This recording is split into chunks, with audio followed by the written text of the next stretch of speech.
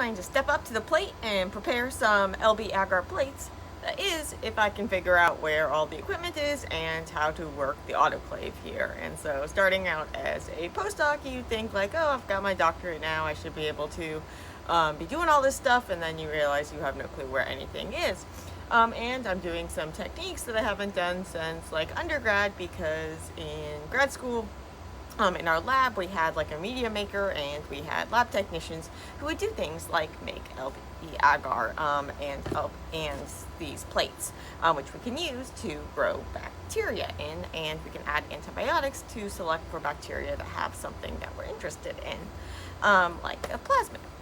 And so you can actually either get it with like the LB agar mix, where it has like the LB, so the Luria broth, which is actually Lysogeny broth, or then you have the, you can make it from the broth and the agar together. So I'm going to be making some LB and then some of the LB agar plates. And so yeah, so this is more about how you do that, and how it all works. LB agar plates, these are really useful for growing bacteria. And when I'm talking about growing bacteria, the reason I'm usually doing it is because I'm trying to select for bacteria that have taken in a plasmid that I want them to take in. And that plasmid has some sort of genetic information, maybe the instructions for making a protein. And it also has an antibiotic resistance gene. If I grow my bacteria in the presence of the antibiotic resistance gene, then only the cells that have taken in the plasma will be able to grow. And so this allows me to select for those cells. And so I can get them to grow in this food with the antibiotic by putting the antibiotic into the food, into this gel mesh in this agar plate. So one of these plates, and then what's going to happen is the bacteria, they're going to grow. They're going to kind of grow in these little clumps called colonies. And this is really useful because each of those colonies is going to be genetically identical. And well, at least mostly, or at least you hope so, you assume so. Whereas if you were to just say stick the bacteria into a big liquid culture, now you would have all sorts of different like all of those like colonies, so all those individual bacteria, now you would have like an actual mixture. And so there might be ones that actually don't that have a mutation or something, that various things like that. And so by plating them, now you're spreading them out, and then they each can take hold and then grow on top of themselves, so you get these colonies that then you can use. So it's really helpful to be able to grow bacteria on these plates. Note that I'm coming at this in like from like a biochemistry and molecular biology side of things.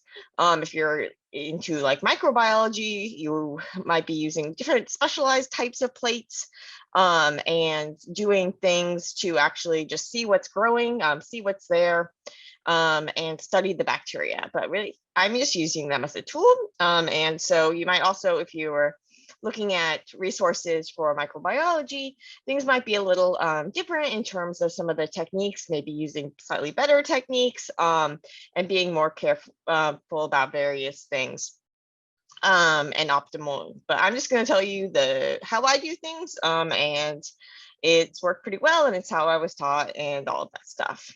Okay, so first of all, what is this agar we're talking about? So we have these two things in our LB agar plates. We have the LB, which is the food. It's this like lysogeny broth, and we'll get into that in a minute, but this is basically just your bacteria food. And it's a pretty basic generic food. There are also different types of media that we can use for different things. Sometimes you might want to have plates that are going to allow for screening in addition to selection. So screening is you're saying, okay, show me something. Selection is saying like, okay, only let things grow if they have some feature. You can also do things like see if, in addition to selecting for antibiotics, you can select for needing something to grow. So if something is oxytrophic for something, you have to add it. If something is autotrophic, you don't. And so this can be used to select for things in a different way, to evolve things, various things. So you can make changes to this basic media formula. But really this LB is the go-to for when we're making these plates. We'll have the LB, and then we'll have our antibiotic that we're going to add to to make sure that the bacteria have the plasmid of interest. And as I'll tell you about, we're going to add the antibiotic after we do the autoclaving. So we're going to do this autoclaving. We're going to stick it in this big, really hot, high pressure machine, and it's going to get things sterile and really hot though. And then once it cools down, we'll add our antibiotic. So I'll get into all of this more in a minute. But first off, back to this agar. So why it's so helpful is because it can form this mesh. So don't confuse agar and agarose. So agar is a mix of agarose and agaropectin. So these are these long, like sugary things. And what makes them really great is that they can form these gels. So they kind of like knit them. I like to think of it as like knitting themselves up, because unlike when we're making a gel for, say, like a polyacrylamide gel, and we're actually polymerizing things, like making covalent bonds and actually sticking things together. Here, we're just kind of, everything's just getting knit up into this gel. And so this like mesh that's going to hold liquid inside of it. When we're doing an agarose gel, there we're using agarose, which is this long and mostly consistent and neutral. This makes it really good for separating pieces of DNA by size. And so this agarose gel electrophoresis is a really common technique that we use to separate DNA fragments. When agar though, it has the agarose, but it also has this thing called agaropectin. This is going to be shorter, and it has more modifications, including charge modifications. So this charge modifications are bad if you want to separate DNA, because when you're separating DNA, taking advantage of the charge of its backbone, and now you have like charged stuff in your gel, yeah, it wouldn't work out too well. But when you have the agaropectin here, it's good that you have the negative charge, because then that's going to help it like hold water, and you don't worry about things like that. And then we're going to add our antibiotic. And so this is what agar is. And we can add this agar to the LB, to our lysogeny broth. So I had a bit of nostalgia flashback, whatever the term is, to my undergrad when we made LB ourselves, because I was making it here, except here I was making it in an easier way from this actual like bottle of premixed components. So this lysogeny broth, this is like the Miller formula, which has like a higher salt. So it has like 10 grams per liter of salt. Some of the LB formulas, there's like Lennox, there's Bertani, I don't know, there's some different formulas that have different amounts of salt. But basically the amount you'll put per liter is going to depend on like which formula it is. So you can see that this has 10 of the casein digest peptone. So this is like cut up like digested protein peptides from the protein casein. So this is going to give it all the amino acids and stuff. Then it has sodium chloride to give you the salt, and then a yeast extract to give you all like the trace minerals and various things. And so you can see 10, 10, 5, and so 25 grams per liter that I'll make for this.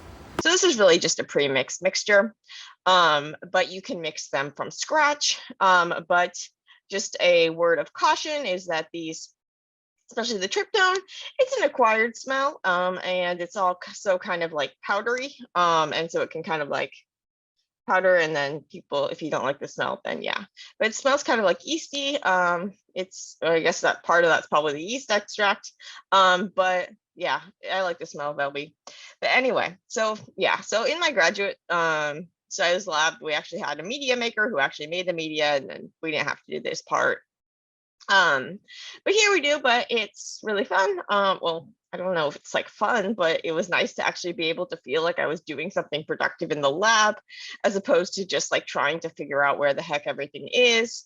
And so today I got to figure out where things were a little, do some actual work, instead of just mostly planning and preparing. Okay, so this is the LB, and we're going to make it from that powder, but we can also make it when you do this way, you just mix the LB in the water to the volume that you want. So I made a liter or I made 500 mils, and then I split it into different bottles. But you can also make LB agar going from the LB agar powder. Well, now here you add in an extra 15 grams of agar, so you'll put 40 grams per liter. Oh yeah, and the tryptone is like the same thing as like this case and digest. The percent of agar is going to kind of like depend from formulation to formulation. So this is 15 grams a liter, which is a 1.5%. I've seen everywhere from like 1 to 1.5% of agar. Okay, and so then you just weigh that out, and then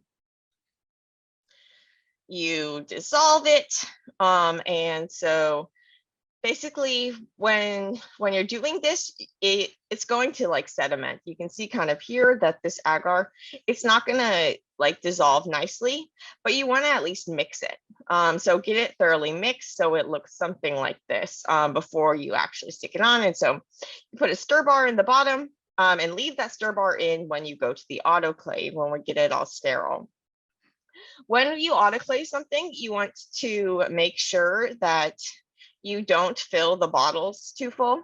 So you want to fill them to like no more than like 2/3 or 3/4 of the way full. Another important thing about when you're autoclaving is that you want to leave the lids on loose.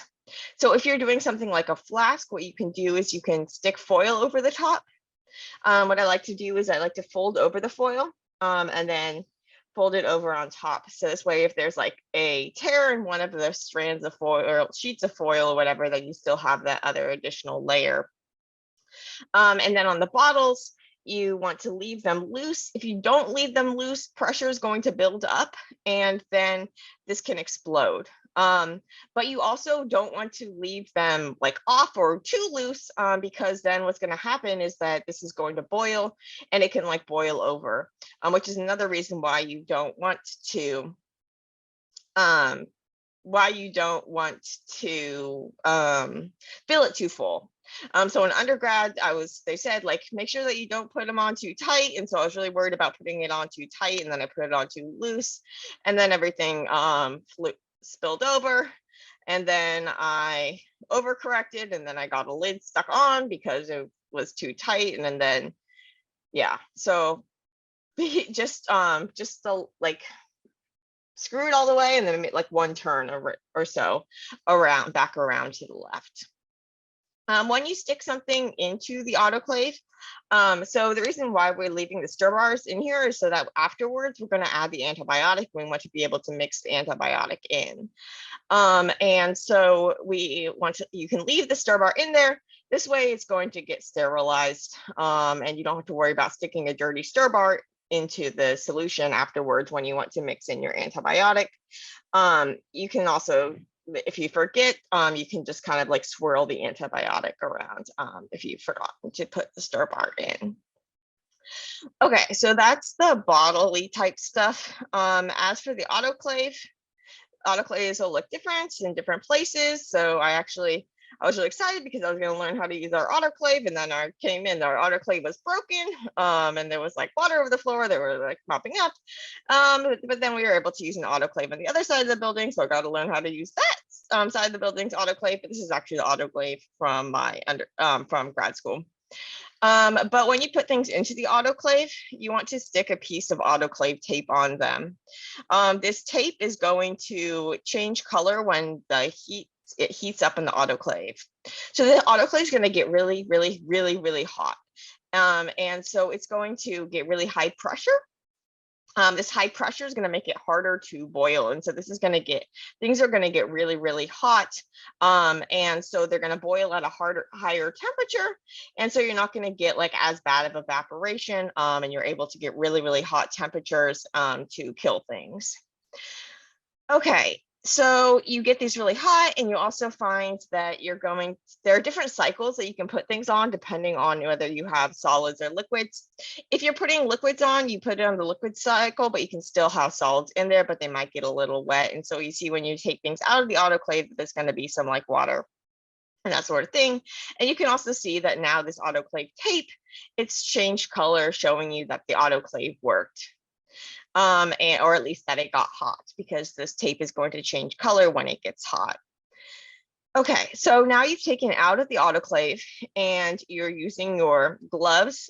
So no, I did the autoclave for like 20 minutes, but the whole cycle will then take like an hour because it has to like get up to pressure and then it has to depressurize afterwards. And so, but then you take things out. And now what's going to happen is the next step is going to be to add your antibiotics and then to pour your plates. But do not add your antibiotics right away. And so what you want to do is you want to wait till this cools down to about 50 degrees or so, 55 degrees or so. And then you want to add your antibiotic. If you add your antibiotic now, you're going to destroy the antibiotic. In addition to having destroyed the bacteria you wanted, well, now you can't destroy bacteria in the future because you've destroyed your antibiotic. So you want to add the antibiotic after it's cooled down, but you have to be careful about cooling down because then you're going to get this to gellify again. So when we had the solid, it was kind of just like all clumped up and like all weird. And then when we dissolved it, we make this solution. And then the solution, now all these strands are free, they can knit themselves up and form this gel. But it's a reversible gel. So we can melt this back into a solution, and then we can heat it back into a gel or cool it back into a gel. So you can go both ways, which is helpful because this means that if you wait too long and it solidifies, or if you don't have time to pour them right away, what you can actually do is you can just keep the agar solution without the antibiotics in them as just like this, as a gel that you can then heat up. And so you can autoclave it and then you can store this. Alternatively, what you can do is if you want to pour them right away, or at least kind of right away, the best thing to do is to like stick them in a water bath set to 55 degrees. This is really nice because it's going to get it to the temperature like right above where it's going to go back to the gel form. And so if you, especially if you have multiple bottles, and this is going to allow you to keep the bottles from gelifying while you're working with one, you have the others here in step 2. If you don't have one of these, or if you don't have time, typically, so like what I did today is I just heated it up and then I just let it cool to the temperature where I could comfortably hold it. So, or at least somewhat comfortably hold it. You want to be able to, with a gloved hand, be able to like hold it and pour it and stuff without burning yourself. If you can't do that, it's too hot. If you can't pour it because it's a gel, it's too cold. And so if you want to add the antibiotic at that point, and then work quickly, because once it gets to that gelling point, it's going to gellify quickly. But thankfully we have a little bit of wiggle room because of this thing called thermal hysteresis, which means that it melts at a higher temperature than it gels. This means that we would have to heat it back up to like 90 degrees Celsius in order to get it to dissolve again. But we have to cool it down to about 40 degrees Celsius in order to get it to form a gel. So when we take it out of the autoclave and it's super duper hot, we have all the way until it gets down to about 40 degrees before we have to worry about it gellifying. But then once it gets there, it's going to gellify fairly quickly.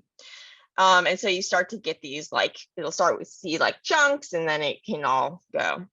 If this happens before you add the antibiotic, it's okay. What you can do is you can just microwave it, or you can stick it into a water bath.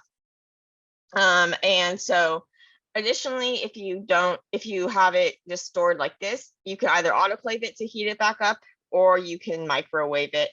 Just stick it in the microwave, give it a couple minutes, swirl it, give it a couple minutes, that sort of thing. But keep a close eye on it. Don't have the lid on there too tight, various things like that. But you can't do that reheating if you've already added the antibiotic, because the reason why we cooled it down before we added the antibiotic was because if we added the antibiotic when it was hot, then it's going to kill the antibiotic. So you can do this, but before you add the antibiotic. But if you already added the antibiotic, then then you don't want to reheat it. And so you want to, if you're working with like multiple things, like I was doing 3 different ones, I worked with one at a time. And so in case one they started hardening, then I could have the others. Then I could heat it back up if I needed to. Okay, so that is how you do that. And so how are you actually pouring the plate? So different people have different ways that they like to do this. A key thing is that you want to keep your surface sterile. So what I do is I wipe things down with 70% ethanol. Make sure the ethanol dries and stuff, because then what you're going to do typically is you use a Bunsen burner. So some people, maybe you have like a hood that you can do this in, like a sterile hood. Or that sort of thing. But if you don't, you can just work out on the bench, but use a Bunsen burner to keep a flame going, to kind of keep a sterile culture. And then, but you want to make sure that you don't have like the wet ethanol around, or else you can have a big fire hazard. But these plates come in these like stacks and these sleeves, and you can basically just take the stack out, and then you can pour the gels. It's helpful to pour them in stacks of like 5 or so. When you're doing this, you can, so some people like pipette into their plates, but I just pour it. I pour, just kind of gently pour. You don't want to have bubbles, which is, so like if you're shaking or if you're stirring too vigorously when you have your antibiotic, you can introduce bubbles, and then these bubbles are going to make your plate all wonky. And make bacteria grow in weird things around the bubbles. And yeah, you don't want that. So you want to pour, typically I pour, there's like a little lip on the thing, like a little line. Typically what I do is I just like pour gently from like a side, until it, you can see that it's like the liquid's coming together and it's almost come together, and then it'll all the way come together. And so that's typically how I do my pouring. And then I do this. If you have a bubble, you can a couple things you can do. You can take the Bunsen burner flame and kind of like zap the bubble. But you want to be careful you don't over zap. Don't get too zap zealous, because then you can also be killing off the antibiotic. You can also take a sterile pipette tip. So along with the media I sterilized some pipette tips and tips, and then I could use those to kind of just like pop the bubble. When you're doing the pouring the plates, you don't want to just like leave the lids wide open. Instead, just open the lids as little as you have to in order to pour, and do it like that. When you open the bottles, especially if you're opening a bottle and closing a bottle and that sort of thing, take the bottle and just like whip it through the flame, to sterilize the top and stuff. And trying to go in and out of bottles as little as possible. Okay, so make sure that you label everything. So if you have, I was doing 3 different antibiotics, and so I labeled the top of the things, and then afterwards what I do is I color code. So I have like a blue stripe. You can just take a Sharpie off the side of the tubes, it's fun, or the plates, it's fun. So I use blue for kanamycin, red for ampicillin, and green for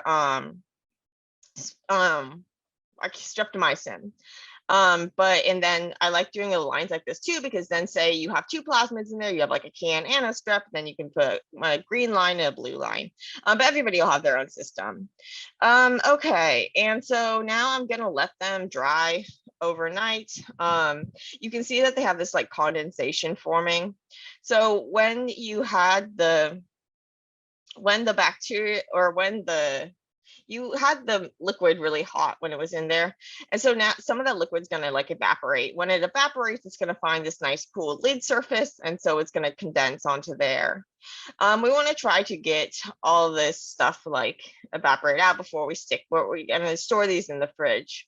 So I'm going to let them dry out overnight. And what I'm going to do is I'm going to flip them over so that any condensation that occurs later, it won't fall on the plate. And it will, and I'll keep it in the fridge. You can kind of use the sleeves from what I like to do is I like to use the sleeves from the package that they came in. Sometimes they come in, they have like a separate sleeve inside that makes it really nice, because like when I was opening the package for one of these, I split them. And so now I'm gonna have to just like tape them or something. But yeah, and then keep them in the fridge, and they should last a pretty good time. Make sure there's nothing growing on them, that sort of thing. before you use them. You can also do like a positive control, negative control, check and make sure that they're actually working. Various things like that. Just a couple of quick notes about like the antibiotics. So you want to make, typically what we do is we make like 1,000x antibiotic stock. This is super duper convenient. So you have 1,000 times the working concentration. So if you have to add just like 1,000th of it when you want to use it. So if you have a liter of culture, you'd add a mil of the antibiotic. If you have 100 mils of the culture, then you would add 100 microliters of the antibiotic and that sort of thing. And it makes it really simple. You can see online that they'll have different, you can find like the working stocks recommended for various antibiotics. You want to prepare the antibiotics and filter sterilize them and make aliquots and then store them. I found we have this really cool rotator here and I was just really excited about it. But so I weighed out the antibiotics. I made stocks. I just made like 20 mils and then I'm going to filter sterilize it. So this is like a 0.2 micron filter to filter out anything because I'm not autoclaving these or anything because remember that would kill them, which is why we don't stick them antibiotics in first. But you can sterilize them by filter sterilizing them. If you want to find aliquot sizes, then you could like filter sterilize into something else and then pipette in, but I was just eyeballing about a mil in each of these, and then just stick them in the freezer. And yeah, it's nice to make these aliquots because then you're not having to freeze thaw it all the time. You're not having to worry about contamination going back into and out of the vial or the tube or bottle or whatever it is. Okay, so I think that was basically that. Some people have, like I said, some people have different techniques that you'll see people recommend different techniques. And I'm sure that some of them work a lot better than mine. But this is just how I always do things. And it's worked out for me. And so I hope it'll work out for you too. And happy growing.